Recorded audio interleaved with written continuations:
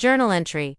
2024. Upon waking, I wrote in my journal, the dream that God gave me. In the dream, I immediately noticed that to my right was Jesus. I bowed my head in humble acknowledgement, and he smiled as we melded as if in an embrace of warm clouds. Then I noticed his scars, and I gave a heartfelt apology. And God revealed to me that our sincere apology for the scars that we gave to Jesus heals the wound completely and makes him whole again. I saw his flesh heal up when I placed my hand on his scarred forearm and laid my head on his shoulder. God then revealed that someday we will see Jesus all healed, because everyone will have repented for their sins.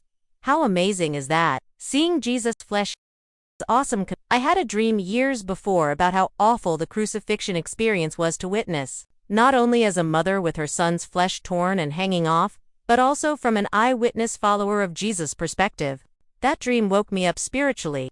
In the dream, I was on the ground in a puddle of my own snot and tears, witnessing and fully experiencing all the raw emotions of watching Jesus be whipped, the smell of blood, mixed with dust and heat. He was kneeling in the town square, holding the cross on his flesh-torn shoulder. I was there in the dream as one of the witnesses and a lover of Jesus, as I was weeping and wailing like all the other women there, when suddenly Jesus shrugged the torn flesh on his back, like it was nothing more than a garment he was wearing. As he shifted this flesh, the true power, the full understanding and magnitude of his sacrifice, hit me. The blinding light shone out from his torn flesh and gashes on his body. Jesus revealed to me, from start to finish, the reasoning for him to go to the cross. When he explained it to me, that it made perfect sense, and I stopped weeping. I was so overjoyed in that moment with understanding that I wanted to jump up and down shouting with joy, but I knew no one would understand my joy in that moment. In the dream, I stood up, wiped my tears and followed the rest of the crucifixion with stoic grace, and I felt I stood there for him,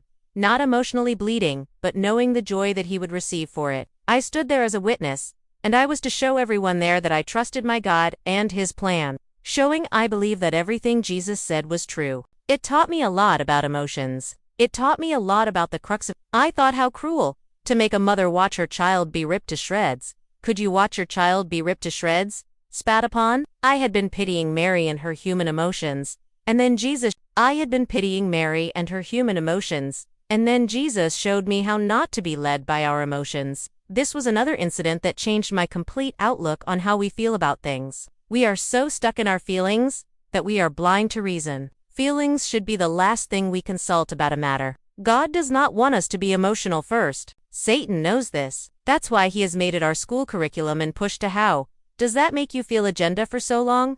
Thanks for watching Auntie Shrews News. God bless.